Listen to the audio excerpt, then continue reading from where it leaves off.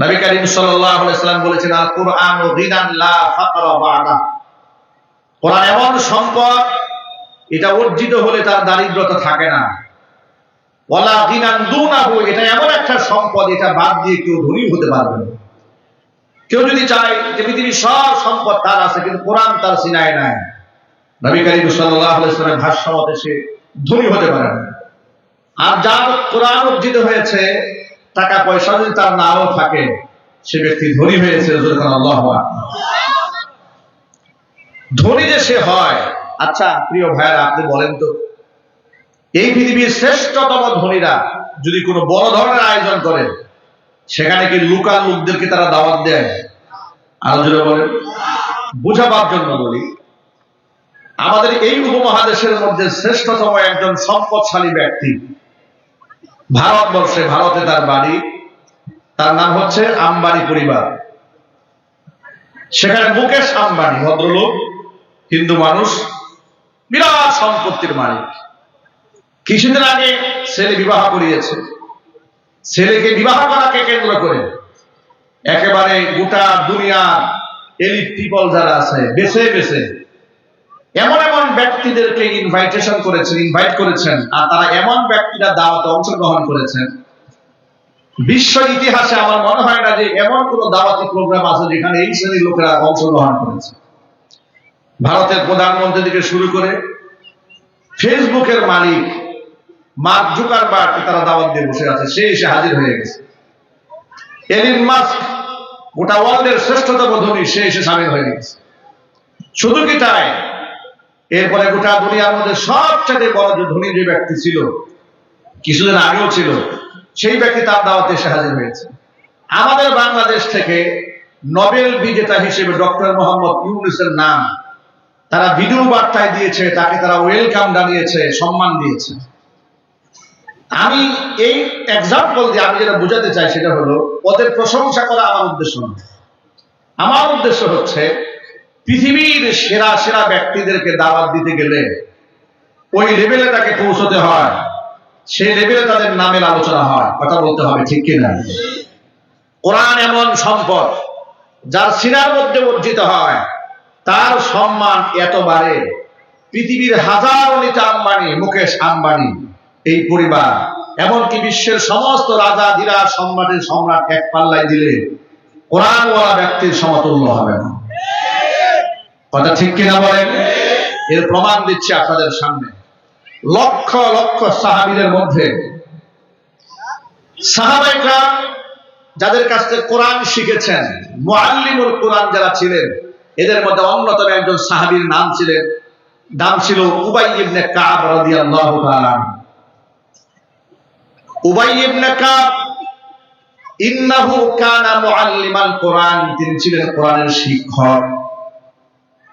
সাহাবী যারা নও-মুসলিম যারা হতেন, তাদেরকে তিনি কোরআন শেখাতেন। এই দুনিয়াতে যারা প্রথম সারির কোরআনে কারিমের হাফেজ সাহেব ছিলেন, তাদের মধ্যে তিনি অন্যতম একজন ছিলেন। এমনকি নবীজি সাল্লাল্লাহু আলাইহি সাল্লামের উপরে কোরআন যখন নাজিল হতো, যেই সমস্ত সাহাবীরা নিজ হাতে কোরআন লিখে সংরক্ষণ করতেন, তাদের মধ্যে অন্যতম বিখ্যাত সাহাবীর নাম হচ্ছে উবাই ইবনে কাব। কোরআনে কারিমের সম্মানে মর্যাদা এত বাড়ল, আল্লাহর হাবিব রাহমাতুল লিল আলামিন একদিন উবাইকে ডেকে বলছেন, উবাই শোনো, স্বয়ং আল্লাহ রাব্বুল আলামিন আমাকে বলেছেন আমি যেন তোমাদের সূরা বাইয়িনা তেলাওয়াত করে শোনাই। আল্লাহু আকবার জোরে বলেন। কে বলেছেন? আল্লাহ পাক বলেছেন। উবাই ইবনে কাবকে কোরআন শোনাবার নির্দেশ দিয়েছেন মুহাম্মদ সাল্লাল্লাহু আলাইহি ওয়াসাল্লাম। এই কথা শোনার পরে উবাই ইবনে কাব অবাক, বিস্ময়ে, হতবাক হয়ে, তাজ্জুব হয়ে জিজ্ঞেস করলেন, আওয়া সাম্মানি ইয়া রাসূলুল্লাহ, হে আল্লাহর রাসূল, আপনি যে বললেন আল্লাহ আপনাকে হুকুম করেছে আমাকে কোরআন শোনাতে, তো আল্লাহ কি তার পবিত্র জবানে আমার নামটা উচ্চারণ করছে নাকি? আওয়া সাম্মানি, আমার নাম কি আরশে উচ্চারিত হয়েছে? হুজুর বললেন, হ্যাঁ, আল্লাহ পাক তোমার নাম ধরে বলেছেন আমি যেন তোমার কোরআন শোনাই। আল্লাহু আকবার, একটু জোরে বলতে হবে। ভাবা যায় উবাই ইবনে কাবের নাম আল্লাহর জবানে উচ্চারিত হয়েছে। উবাই ইবনে কাব প্রশংসিত হয়েছেন আসমানে, প্রশংসিত হয়েছেন জমিনে। এই সেই উবাই ইবনে কাব, কোরআনের শিক্ষক। রাসূল পাক সাল্লাল্লাহু আলাইহি ওয়াসাল্লামের ইন্তেকালের পরে হুজুরের জায়নামাজে দাঁড়িয়ে রমজান মাসে যিনি খাতমে তারাবির নামাজের ইমামতি করেছেন। আমি এই ছোট্ট এক্সাম্পল দিয়ে শুধু এই মেসেজটা আপনাদের কাছে দিতে চেয়েছি, সেটা হলো কোরআন মর্যাদার প্রতীক, সম্মানের প্রতীক। কোরআনময় জীবন যারা গড়ে তারা এই দুনিয়ার মধ্যে শ্রেষ্ঠতম ধনী হয়ে যায়। আল্লাহর জবানে তাদের নাম উচ্চারিত হয়। জোরে আওয়াজে বলেন সুবহানাল্লাহ। এই কোরআন, এটা আমাদের সামনে আছে। এই কোরআনের দিকে তাকিয়ে থাকলেও সওয়াব হয়, মুহাব্বত করলে সওয়াব হয়, পড়লে সওয়াব হয়, লিখলে সওয়াব হয়, ভালোবাসলে কোরআনের ভালোবাসা মানুষকে জান্নাত পর্যন্ত পৌঁছে দেয়। অথচ এই কোরআনটাকে আমরা একেবারে অবহেলার বই বানিয়ে ফেলেছি।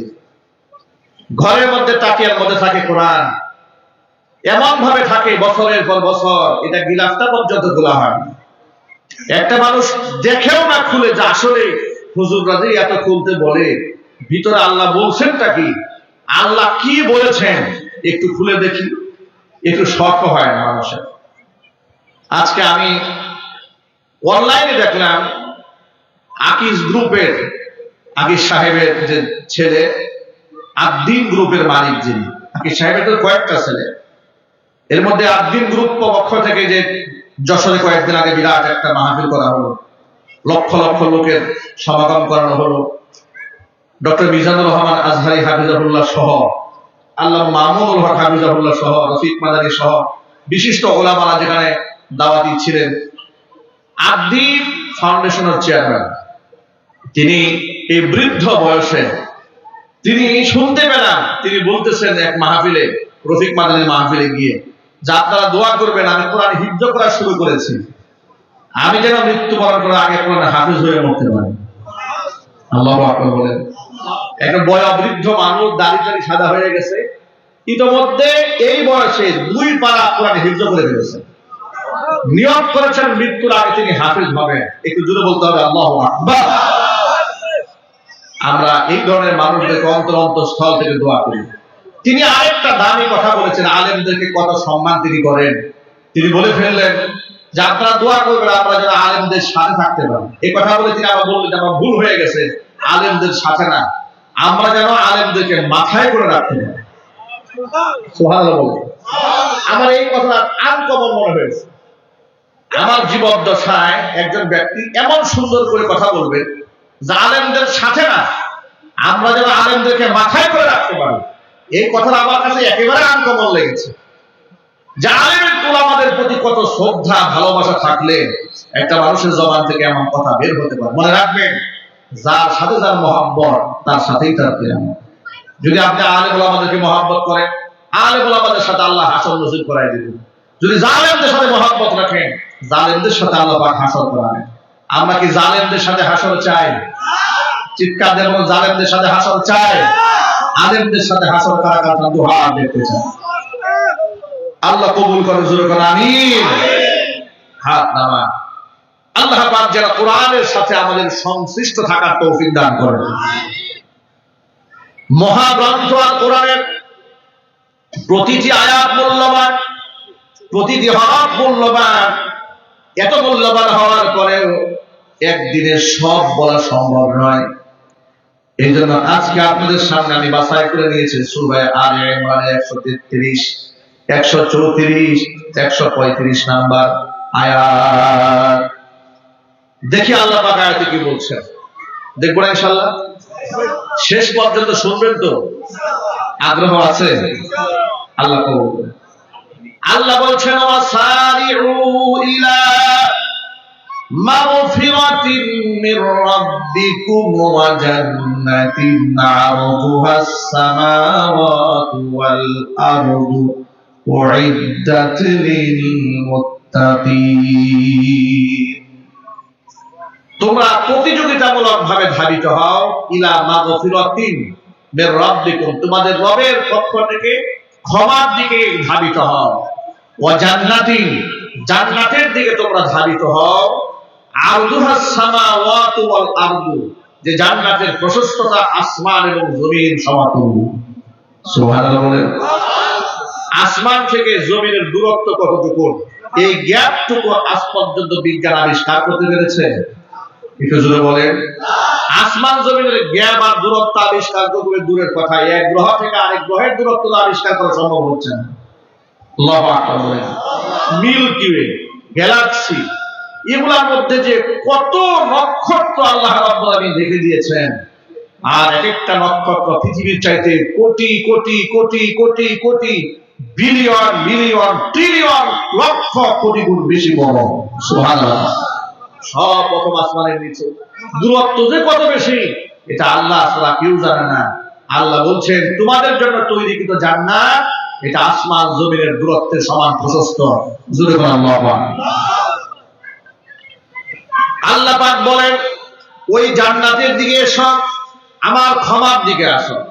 আল্লাহ পাক ডাকে জান্নাতের দিকে, আল্লাহ পাক ডাকেন ক্ষমার দিকে। শয়তান ডাকে মানুষদেরকে জাহান্নামের দিকে, ধ্বংসের দিকে। মানুষ আল্লাহর কথা শুনতে চায় না, মানুষের শয়তানের কথাই শুনতে চায়। ক্ষমার দিকে যেতে হবে। ক্ষমা এবং জান্নাত অঙ্গাঅঙ্গি ভাবে জড়িত। যে ব্যক্তি আল্লাহ ক্ষমা পাবে সেই ব্যক্তি আল্লাহর জান্নাত পাবে। সুবহানাল্লাহ। আল্লাহর ক্ষমা ছাড়া আমরা কি জান্নাতে যেতে পারবো? না, আমরা কেউ জান্নাতে যেতে পারবো না। যত বড় আলেম হোক আর পীর দরবেশ হোক না কেন, সে গুনাহগার। আল্লাহর হাবিব বলেছেন কুল্লু বানি আদম খাত্তাউন ওয়া খায়রুল খাত্তাইন আত-তাওয়াবুন। আদম সন্তান প্রত্যেকই গুনাহগার, কম বেশি সবার আমলের মধ্যে গুনাহ আছে না নাই? নবীজি সাল্লাল্লাহু আলাইহি ওয়াসাল্লাম বলেছেন সকলেই গুনাহগার, তবে তাদের মধ্যে শ্রেষ্ঠ তারা যারা তওবা করে আল্লাহর দিকে ফিরে আসে। মুসলিম শরীফের হাদিসের মধ্যে এসেছে তোমরা যদি কোনো প্রকার গুনাহ না করতে তাহলে আল্লাহ পাক তোমাদেরকে জমিন থেকে মিটায় দিয়া এমন একটা জাতি নিয়ে আসতেন যারা গুনাহ করার পরে অনুনয় বিনয় করে রবের কাছে ক্ষমা প্রার্থনা করবে। এমন একটা জাতি আল্লাহ পাক নিয়ে আসতেন তোমরা যদি গুনাহ একেবারে না করতে। গুনাহ হয়ে যাওয়া অস্বাভাবিক কিছু নয়। মানুষ মাত্র ভুল হতে পারে, মানুষ মাত্র অন্যায় হয়ে যেতে পারে, গুনাহ হয়ে যেতে পারে, কিন্তু আল্লাহ পাক দেখতে চান বান্দা গুনাহ করার পরে তার কর্মসূচিটা কি হয়। ভুল করার পরে, গুনাহ করার পরে ক্ষমা প্রার্থনা করে আল্লাহ পাকের পিয়ারা বান্দা, আর ভুল করে ভুলের উপর অবিচল থাকে শয়তান। ঠিক কিনা ভাই? শয়তানের কাজ হচ্ছে যুক্তি তর্ক দিয়া গুনার উপর অবিচল থাকা, আর আল্লাহর পিয়ারা বান্দাদের কাজ হচ্ছে কোন প্রকার যুক্তি তর্কে না গিয়ে বিনয়ের সাথে আল্লাহর কাছে মাপ চেয়ে গুনাহ থেকে বিরত থাকা। আজাজিল গোটা দুনিয়ার এখনো কোনো জায়গা নাই যেখানে সেজদা দেয়নি। এত বড় আবেদ আদম আলাইহিস সালাতু ওয়াস সালামকে সৃষ্টির পরে আল্লাহ পাক ফেরেশতাদেরকে হুকুম করলেন আদমকে সেজদা দেওয়ার জন্য। ফেরেশতারা সেজদা দিয়েছে। তাদের মাঝেই ছিল আজাজিল। আজাজিল বলল আসজুদু লিমান খালাকতা তিনা। এই অপারেটর ভাই আছেন, একটু ইকুটা একটু কমায় দেন, ইকুটা একটু কমান, আওয়াজটা স্পষ্ট করেন। ইকু কমান, শুধু হালকা রিভার্ব দিয়ে রাখেন।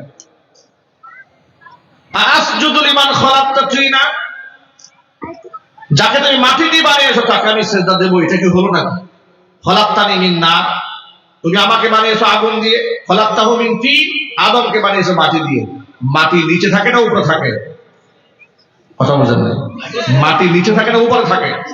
তো মাটি থাকে নিচে, আমি আগুন, আমি উপরে থাকবো, মাটি নিচে থাকবে। আমি সিজদা দিলে আমার কি পৃষ্ঠে থাকবো নাকি? আল্লাহর সামনে যুক্তি দাঁড় করিয়েছে। আল্লাহ পাক তাকে মাদদুদ করেছে, রাজিম বানিয়েছে, জান্নাতে বিতাড়িত করেছে। মুসা আলাইহিস সালাতু ওয়াস সালামের জামানায় তিনি আল্লাহর সাথে কথা বলতে যেতেন তুর পাহাড়ে। আল্লাহ পাক নবী মুসা কালিমুল্লাহকে শ্রেষ্ঠত্ব দান করেছিলেন। সুবহানাল্লাহ বলেন। তুর পাহাড়ে যাচ্ছে আল্লাহর নবী মুসা কালিমুল্লাহ। এমন সময় শয়তানের সাথে রাস্তায় তার দেখা হয়েছে। এই বেশ কমাই দাও না কেন? বেশ কমাই দাও, তো বুঝেই না অপারেটর। বেশ কমাও, রিভার্ব দিয়ে রাখো। এই মেশিন চালাতে বুঝে না, মেশিন নিয়ে এসে বসে আছে। বলি ডান দিকে নাই বাম দিকে? কি আশ্চর্যকর! মুসা কালিমুল্লাহ আল্লাহর সাথে কথা বলতে যাচ্ছেন তুর পাহাড়ে, শয়তানের সাথে দেখা হয়েছে। কার সাথে? যদি বলেন, শয়তান নবী মুসা কালিমুল্লাহকে ডেকে বলছেন, ও আল্লাহর নবী মুসা, আল্লাহর সাথে তো দেখা করতে যাচ্ছেন আপনি। বলে, হ্যাঁ যাচ্ছি। তো আমার পক্ষ থেকে আল্লাহর কাছে একটা আরজি পেশ করবেন, প্রার্থনা জানাবেন। শয়তানের পক্ষ থেকে আরজি কি শোনেন? শয়তান নবী মুসা কালিমুল্লাহকে ডেকে বলছেন, ও আল্লাহর নবী মুসা, আপনি আল্লাহকে জিজ্ঞেস করবেন যে আমার জন্য তওবার দরজা কি খোলা আছে নাকি? আমি তওবা করতে চাই। কে তওবা করতে চায়? যদি বলুন। শয়তান তওবা করতে চায়, ভালো হয়ে যেতে চায় শয়তান। মুসা কালিমুল্লাহ বলেন, ঠিক আছে, অসুবিধা নাই, আমি আল্লাহর সাথে তোমার ব্যাপারে কথা বলবো। আল্লাহ পাকের সাথে কথোপকথন শেষ করে আসার সময় নবী মুসা কালিমুল্লাহ আল্লাহকে বললেন, রব্বুল আলামিন, শয়তান তোমার কাছে আবদার জানিয়েছে সে তওবা করে ভালো হয়ে যেতে চায়, তো তার জন্য তওবার দরজা কি খোলা আছে নাকি? আল্লাহ পাক বলেন, মুসা রে, ও তো তওবা করবে না। ও আল্লাহ তোমার কাছে জানতে চেয়েছে তওবার দরজা খোলা আছে নাকি? আল্লাহ পাক বলেন, নিশ্চয় তার জন্য তওবার দরজা খোলা আছে। তুমি তাকে যাওয়ার সময় বলে যেও যে আদমকে সিজদা না দেওয়ার কারণে সে ধ্বংস হয়েছে। আদম তো এখন আর নাই, মারা গেছে, দুনিয়া থেকে চলে গেছে। আদমের কবরে গিয়া যদি শয়তান সিজদা দিয়ে আমার কাছে মাফ চায়, আমি শয়তানকেও মাফ করে দিব। মুসা কালিমুল্লাহ নেমে এলেন তুর পাহাড় থেকে। শয়তান অপেক্ষা আছে উত্তর জানার জন্য। জিজ্ঞেস করল, আল্লাহর নবী মুসা কালিমুল্লাহ আল্লাহর সাথে কথা হয়েছে? বলে, হ্যাঁ হয়েছে। তো আল্লাহ কি বলেছেন? আমার জন্য কি তওবার দরজা খোলা আছে? বলে, নিশ্চয় আছে। আল্লাহ কি বলেছেন? আল্লাহ বলেছেন যে আদমকে সিজদা না দেওয়ার কারণে তুমি গোমরা হয়েছ। ওই আদমের কবরে গিয়া সিজদা যদি যাও, সিজদা দেওয়ার পরে আল্লাহর কাছে মাফ চাইলে আল্লাহ তোমার মাফ করে দিবে। শয়তান জবাব দিয়ে বলে, জিন্দা অবস্থায় আদম রে সিজদা দেয় নাই, মরাটার সামনে গিয়ে সিজদা দেব? নাউজুবিল্লাহ বলেন। জিন্দা আদমকেই সিজদা দেয় না, আদম এখন মরে গেছে, দাম তো আরো কমছে। এখন কবরে গিয়ে সিজদা দিলে আমার একটা প্রেস্টিজ আছে না? আমার কি প্রেস্টিজ কিছু থাকলো নাকি? এর মানে হচ্ছে শয়তান ভুলের উপর অবিচল থাকে যুক্তিতর্ক দিয়ে, কিন্তু আদম যুক্তিতর্ক দিয়ে ভুলের উপর অবিচল থাকে না। আদম আলাইহিস সালাতু ওয়াস সালাম আল্লাহ পাকের নিষিদ্ধ গাছের ফল ভক্ষণ করেছিলেন জান্নাতে।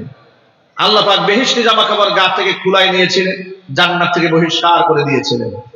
300 বছর চোখের পানি ছেড়ে কান্না করেছেন, আল্লাহর কাছে দোয়া করেছিলেন, রব্বানা যালামনা আনফুসানা ওয়া ইল্লাম তাগফির লানা ওয়া তারহামনা লানাকুনান্না মিনাল খাসিরিন।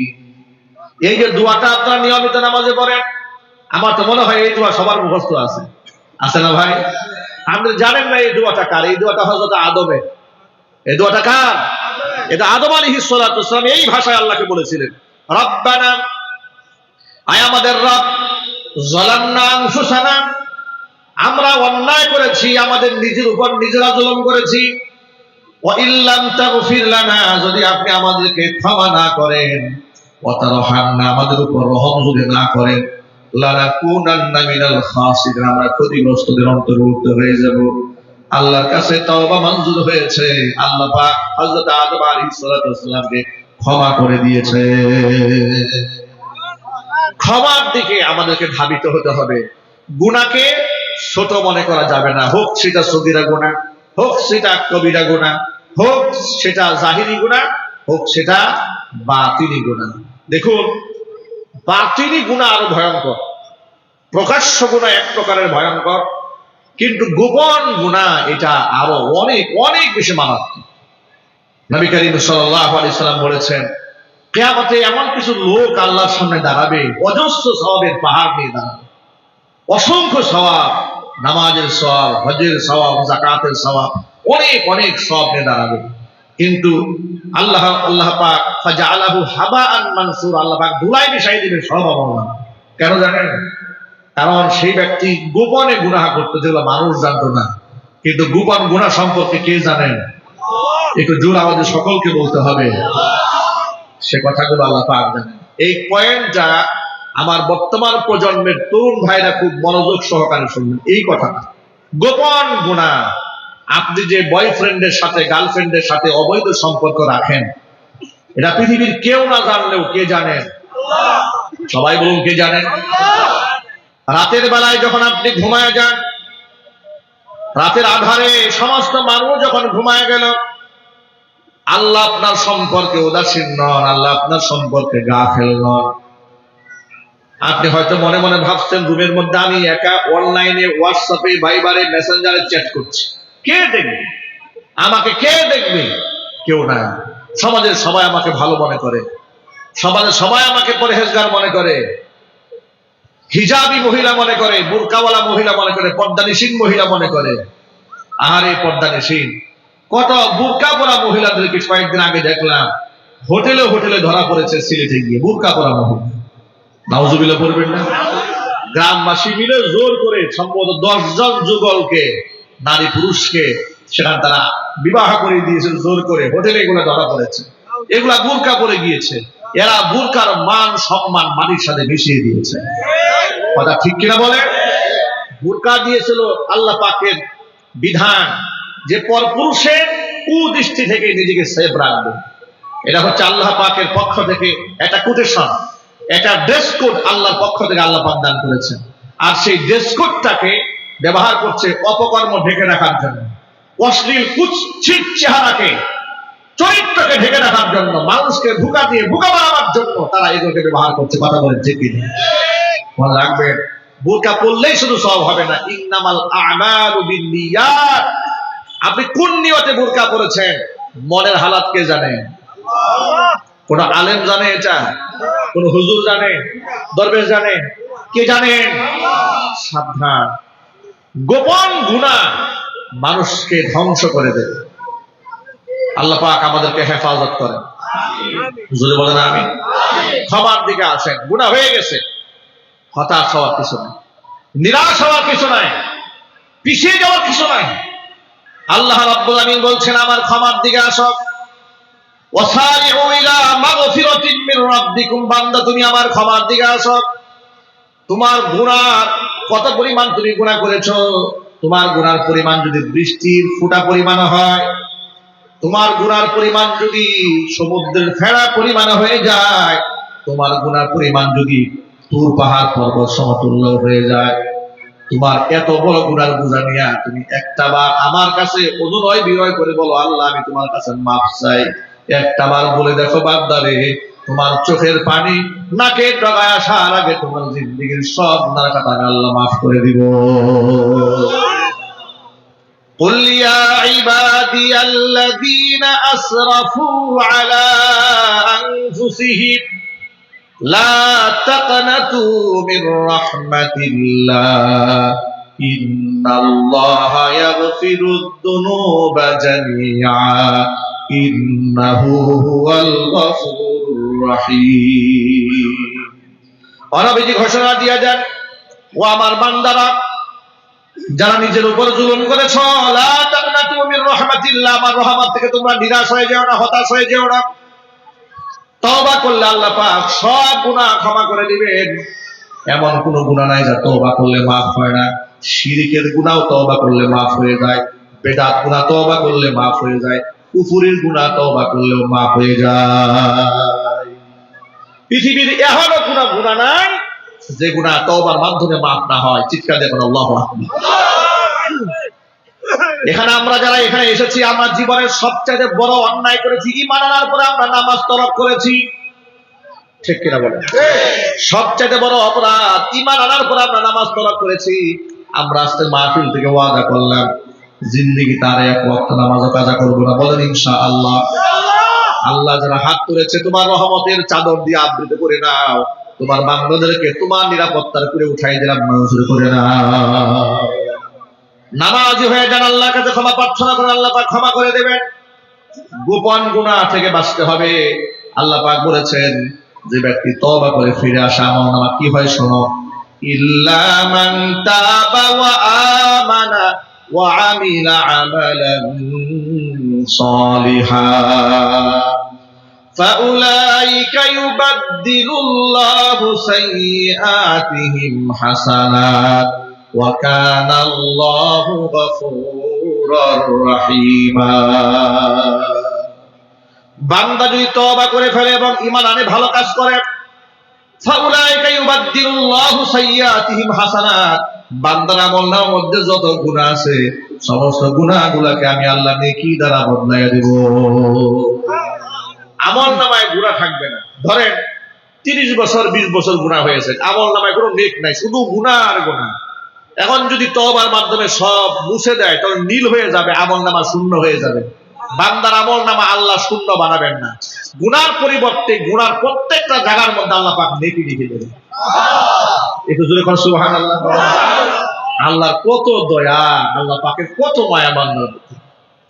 এরপরেও বান্দা মাফ চায় না, তওবাকে পিছায় রাখে, এটা করা যাবে না।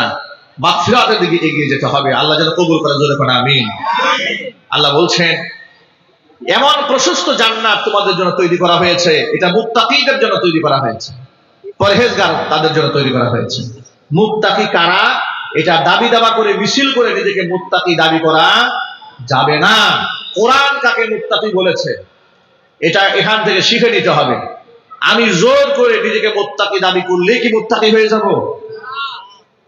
সমাজের মধ্যে সুদখোরেরাও মুত্তাকিদের ভাব ধরে থাকে, ঘুষখোরেরাও নিজেকে বহুত বড় বুজুর্গ হিসেবে মানুষের সামনে উপস্থাপন করে।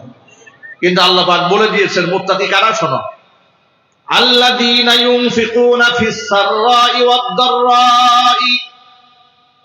মুত্তাকিদের এক নাম্বার বৈশিষ্ট্য হচ্ছে এরা সচ্ছল অবস্থায় যেভাবে আমি আল্লাহর পথে দান করে, ওয়াদ দাররাই অসচ্ছল অবস্থায় তারা হুবহু ঠিক সেইভাবে দান করে। জোরে বলেন সুবহানাল্লাহ। তাদের হাত কখনো ক্ষান্ত হয় না। পকেটে টাকাটা থাকলেও, অজস্র টাকার সম্পদের মালিক হওয়ার পরেও বান্দা আমি আল্লাহর পথে দান করে। আবার যদি সে হত দরিদ্র হয় তারপরে বান্দা আমি আল্লাহর পথে দান করে। বরং দরিদ্র অসহায়রা আল্লাহর পথে বেশি দান করে, মধ্যবিত্তরা, নিম্ন মধ্যবিত্তরা মানুষকে বেশি দান করে, সহযোগিতা করে। বেশি বড়লোক হয়ে গেলে মানুষ সহজে তাদের নাগাল পায় না। কথা ঠিক কিনা বলেন? মানুষ সহজে তাদের নাগাল পায় না, তারা ওইভাবে দানও করতে চায় না। তাদের বাড়িতে কেউ ভিক্ষুক যেতে পারে না, বাড়ির সামনে লেখা আছে বিদেশি কুকুর আছে সাবধান। ঠিক কিনা বলেন? এই ধরনের দরিদ্র তাদের পাশে যেতে পারে না। সচ্ছল অবস্থায় দান করা সহজ, কিন্তু অসচ্ছল অবস্থায়, পকেটে টাকা পয়সা নাই, নিজেদের মধ্যে ক্ষুধা দারিদ্রতা আছে, ওই অবস্থায় মানুষকে দান করা কি সহজ কাজ ভাই? যদি বলেন তো সহজ কাজ? মোটেও সহজ কাজ না। কিন্তু অসচ্ছল অবস্থায় দান করলে দানের ডিমান্ড বাড়ে। আল্লাহু আকবার বলেন। আচ্ছা, কঠিন সময়ে ঈমানে থাকা আর সুখের সময় থাকা দুটো কি এক জিনিস? যেমন নবী করিম সাল্লাল্লাহু আলাইহি ওয়াসাল্লাম খাদিজাতুল কুবরা রাদিয়াল্লাহু তাআলা আনহাকে তিনি কখনোই ভুলতে পারেননি। যদিও তিনি তার পরবর্তীতে সবে মিলে 13টা বিবাহ করেছেন, এতগুলা স্ত্রী, এতগুলা দাসী বাদী থাকার পরেও খাদিজার কথা আল্লাহ নবী কখনোই বলতেন না।